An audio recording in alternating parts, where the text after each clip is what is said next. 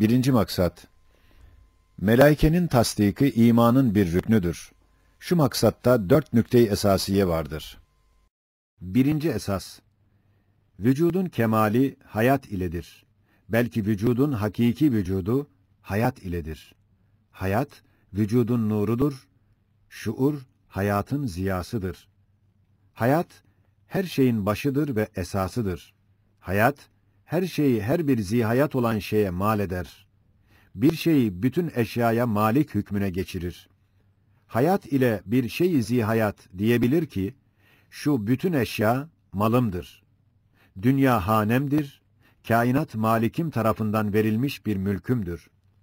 Nasıl ki ziya ecsamın görülmesine sebeptir ve renklerin bir kavle göre sebebi vücududur.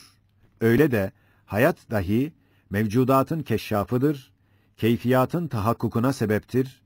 Hem cüz'i bir cüz'ü kül ve külli hükmüne getirir ve külli şeyleri bir cüz'e sığıştırmaya sebeptir ve hadsiz eşyayı iştirak ve ittihad ettirip bir vahdete medar, bir ruha mazhar yapmak gibi kemalat-ı vücudun umumuna sebeptir. Hatta hayat, kesret tabakatında bir çeşit tecelli vahdettir ve kesrette ehadiyetin bir aynesidir. Bak, hayatsız bir cisim, büyük bir dağ dahi olsa yetimdir, gariptir, yalnızdır. Münasebeti yalnız oturduğu mekan ile ve ona karışan şeyler ile vardır. Başka kainatta ne varsa o dağa nispeten madumdur. Çünkü ne hayatı var ki hayat ile alakadar olsun, ne şuuru var ki taalluk etsin. Şimdi bak küçücük bir cisme, mesela bal arısına, hayat ona girdiği anda bütün kainatla öyle münasebet tesis eder ki, bütün kainatla, hususan zeminin çiçekleriyle ve nebatatlarıyla öyle bir ticaret akdeder ki, diyebilir, şu arz benim bahçemdir, ticarethanemdir. İşte zihayattaki meşhur havas-ı zahire ve batına duygularından başka, gayri meş'ur, saika ve şaika hisleriyle beraber o arı, dünyanın ekser envaiyle ihtisas ve ünsiyet ve mübadele ve tasarrufa sahip olur. İşte en küçük zihayatta hayat böyle tesirini gösterse, elbette hayat, tabakayı insaniye olan en yüksek mertebeye çıktıkça, öyle bir imbisat ve inkişaf ve tenevvür eder ki, hayatın ziyası olan şuur ile, akıl ile bir insan, kendi hanesindeki odalarda gezdiği gibi, o zihayat kendi aklı ile, avalim-i ulviyede ve ruhiyede ve cismaniyede gezer. Yani o zişuur ve zihayat manen o alemlere misafir gittiği gibi, o alemler dahi o zişuurun mirat ruhuna misafir olup, irtisam ve temessül ile geliyorlar. Hayat, Zat-ı Zülcelal'in en parlak bir burhan-ı vahdeti ve en büyük bir madeni nimeti ve en latif bir tecelli merhameti ve en hafi ve bilinmez bir nakş-ı nezih-i sanatıdır. Evet, hafi ve dakiktir. Çünkü enva hayatın en etnası olan hayat-ı nebat ve o hayat-ı nebatın en birinci derecesi olan çekirdekteki ukde-i hayatiyenin tenebbühü, yani uyanıp açılarak neşvu nema bulması, o derece zahir ve kesrette ve mevzuliyette, ülfet içinde, zamanı Adem'den beri hikmet-i beşeriyenin nazarında gizli kalmıştır. Hakikati, hakiki olarak beşerin aklı ile keşfedilmemiş. Hem hayat o kadar nezih ve temizdir ki, iki veci yani mülk ve melekutiyet vecihleri temizdir, paktır, şeffaftır. Dest-i kudret, esbabın perdesini vaz etmeyerek, doğrudan doğruya mübaşeret ediyor. Fakat sair şeylerdeki umuru hasiseye ve kudretin izzetine uygun gelmeyen napak keyfiyat-ı zahiriyeye menşe olmak için, esbab-ı zahiriyeyi perde etmiştir. Elhasıl denilebilir ki, hayat olmazsa vücut, vücut değildir. Adem'den farkı olmaz. Hayat, ruhun ziyasıdır. Şuur, hayatın nurudur. Madem ki hayat ve şuur bu kadar ehemmiyetlidirler ve madem şu alemde bir müşahede, bir intizam-ı kâmil-i ekmel vardır ve şu kainatta bir itkan-ı muhkem, bir insicam-ı ahkem görünüyor. Madem şu biçare perişan küremiz, sergerdan zeminimiz, Bu kadar haddü hesaba gelmez zevil hayat ile, zevil ervah ile ve zevil idrak ile dolmuştur. Elbette sadık bir hads ile ve kat'î bir yakîn ile hükmolunur ki, şu kusur-u semaviye ve şu bürucu samiyenin dahi kendilerine münasip zihayat, zişuur sekeneleri vardır. Balık suda yaşadığı gibi, güneşin ateşinde dahi o nurani sekeneler bulunur. Nar nuru yakmaz, belki ateş ışığa medet verir. Madem kudret-i ezeliye, bil müşahede en adi maddelerden, en kesif unsurlardan hadsiz zihayat ve ziruhu halk eder ve gayet ehemmiyetle madde-i kesifeyi, hayat vasıtasıyla madde-i latifeye çevirir ve nur-u hayatı her şeyde kesretle serpiyor ve şuur ziyasıyla ekser şeyleri yaldızlıyor. Elbette o kadir-i hakim, bu kusursuz kudretiyle, bu noksansız hikmetiyle, nur gibi, esir gibi ruha yakın ve münasip olan sair seyyalat-ı latife maddeleri ihmal edip hayatsız bırakmaz, camit bırakmaz, şuursuz bırakmaz.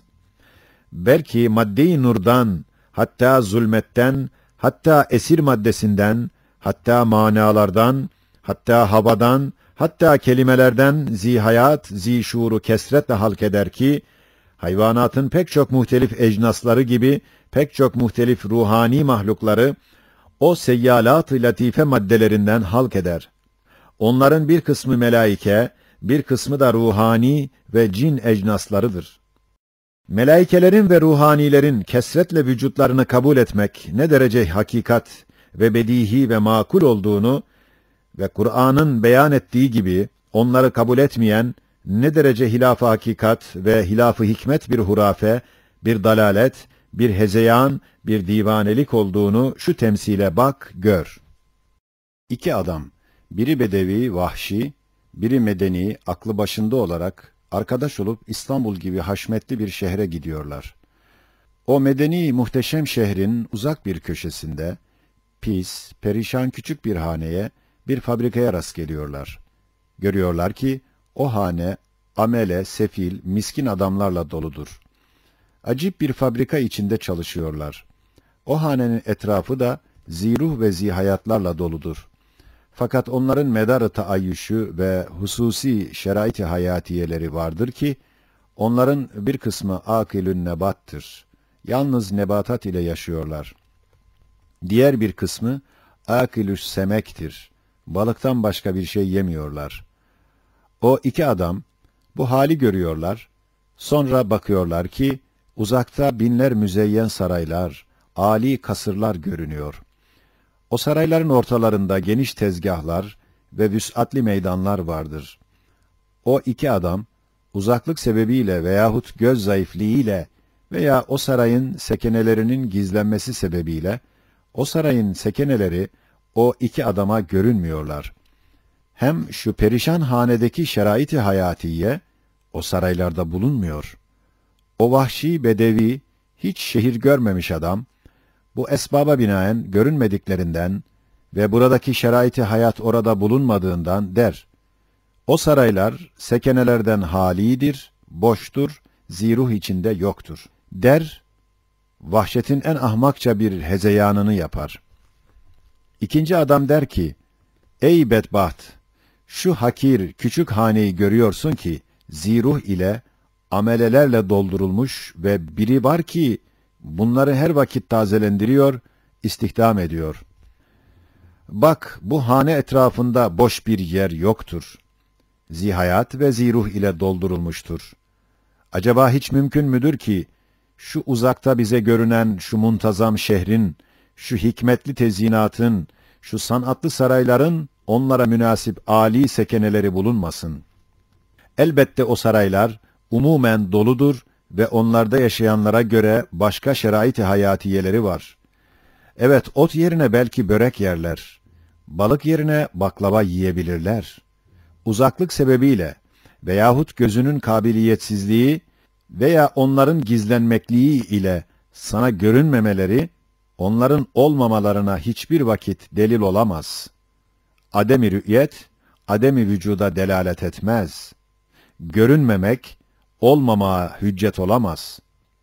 İşte şu temsil gibi ecram-ı ulviye ve eczam-ı seyyare içinde küre-i arzın hakaret ve kesafetiyle beraber bu kadar hadsiz ziruhların, zişuurların vatanı olması ve en hasis ve en müteaffin cüzleri dahi birer menba hayat kesilmesi, birer mahşer-i hüveynat olması, biz zarure ve bil bedahe ve bil tarikil evla ve bil hadsis sadık ve bil yakinil kat'i delalet eder, şehadet eyler, ilan eder ki, şu nihayetsiz fezai alem ve şu muhteşem semavat, burçlarıyla, yıldızlarıyla, zişuur, zihayat, ziruhlarla doludur.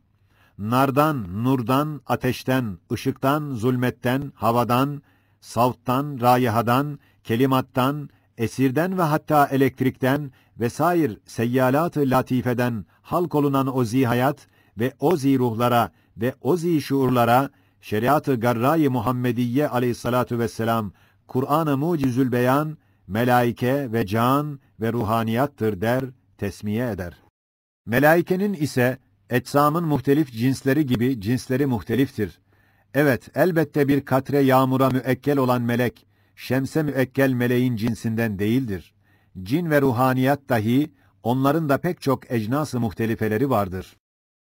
Şu nükte-i esasiyenin hatimesi, bit tecrübe, madde asıl değil ki, vücut ona müsahhar kalsın ve tabi olsun. Belki madde, bir mana ile kaimdir. İşte o mana, hayattır, ruhtur. Hem bil müşahede madde, mahdum değil ki, her şey ona irca edilsin.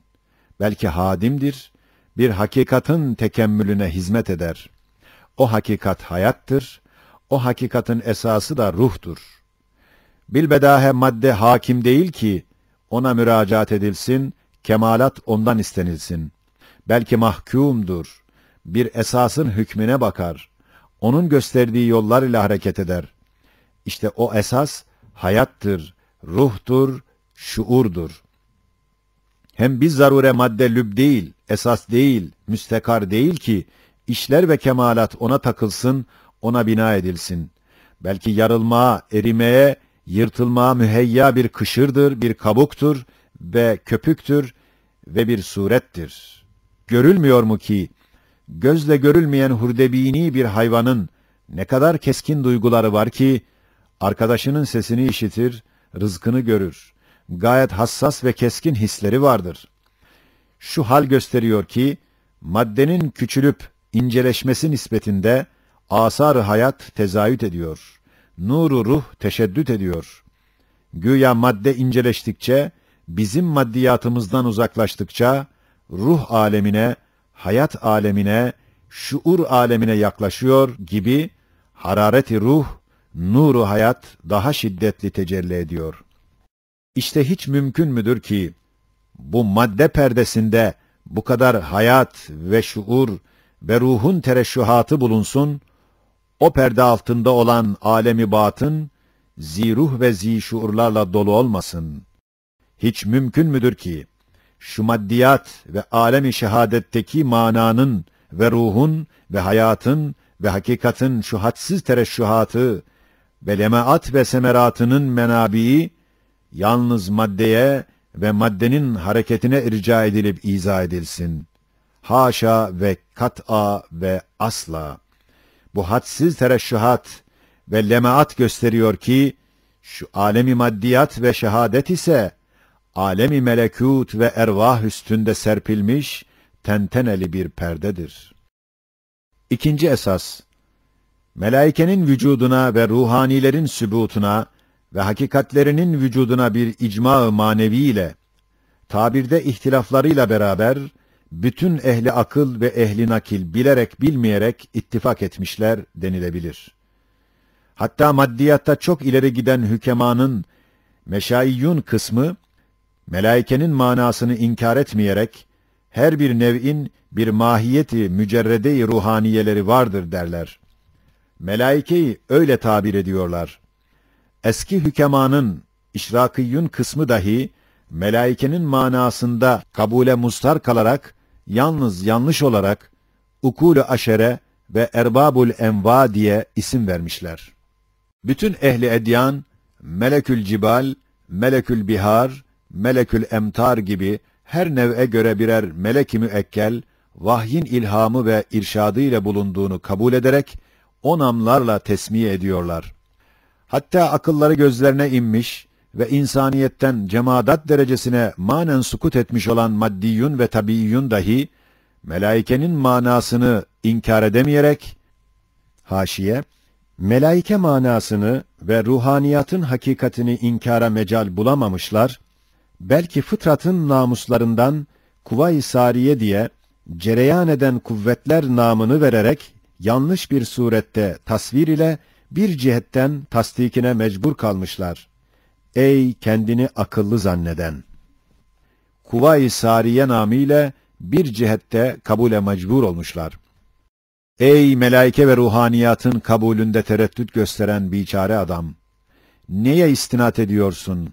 Hangi hakikata güveniyorsun ki, bütün ehli akıl, bilerek bilmeyerek melaikenin manasının sübutuna ve tahakkukuna ve ruhanilerin tahakkukları hakkında ittifaklarına karşı geliyorsun, kabul etmiyorsun. Madem ki birinci esasta ispat edildiği gibi hayat, mevcudatın keşşafıdır, belki neticesidir, zübdesidir. Bütün ehli akıl, manay melaikenin kabulünde manen müttefiktirler ve şu zeminimiz bu kadar zihayat ve ziruhlarla şenlendirilmiştir. Şu halde hiç mümkün olur mu ki, şu fezai vesiya, sekenelerden, şu semavat-ı latife, mutavattininden hali kalsın. Hiç hatırına gelmesin ki, şu hilkatte cari olan namuslar, kanunlar, kainatın hayattar olmasına kâfi gelir. Çünkü o cereyan eden namuslar, şu hükmeden kanunlar itibari emirlerdir, vehmi düsturlardır, ademi sayılır. Onları temsil edecek, onları gösterecek, onların dizginlerini ellerinde tutacak melaike denilen ibadullah olmazsa, o namuslara, o kanunlara bir vücut taayyün edemez, bir hüviyet teşahhus edemez, bir hakikat-ı hariciye olamaz. Halbuki hayat bir hakikat-ı hariciyedir. Vehmi bir emir, hakikat-ı hariciyeyi yüklenemez. Elhasıl, madem ehli hikmetle ehli din ve ashab-ı akıl ve nakil manen ittifak etmişler ki, mevcudat şu alem-i şehadete münhasır değildir. Hem madem zahir olan alem-i şehadet, camit ve teşekkül-ü ervaha namuvafık olduğu halde, bu kadar ziruhlarla tezyin edilmiş, elbette vücut ona münhasır değildir. Belki daha çok tabakat-ı vücut vardır ki, alem-i şehadet onlara nispeten münakkaş bir perdedir. Hem madem denizin balığa nispeti gibi, ervaha muvafık olan alemi gayb ve alemi mana, ervahlar ile dolu olmak iktiza eder. Hem madem bütün emirler manay melaikenin vücuduna şehadet ederler, elbette bila şek ve la şüphe, melaike vücutlarının ve ruhani hakikatlarının en güzel sureti ve ukul-ü selime kabul edecek ve istihsan edecek en makul keyfiyeti odur ki, Kur'an şerh ve beyan etmiştir. O Kur'an-ı Mucizül Beyan der ki, melaike ibad-ı mükerremdir. Emre muhalefet etmezler. Ne emrolunsa onu yaparlar. Melaike, ecsam-ı latife-i nuraniyedirler. Muhtelif nevilere münkasımdırlar. Evet, nasıl ki beşer bir ümmettir. Kelam sıfatından gelen şeriat-ı ilahiyenin hameleleri, mümessilleri, mütemessilleridir. Öyle de melaike dahi muazzam bir ümmettir ki, onların amele kısmı, irade sıfatından gelen şeriat-ı tekviniyenin hamelesi, mümessili ve mütemessilleridirler. Müessili hakiki olan kudret-i fatıranın ve irade-i ezeliyenin emirlerine tabi bir nevi ibadullah'tırlar ki, ecram-ı ulviyenin her biri onların birer mescidi, birer mabedi hükmündedirler.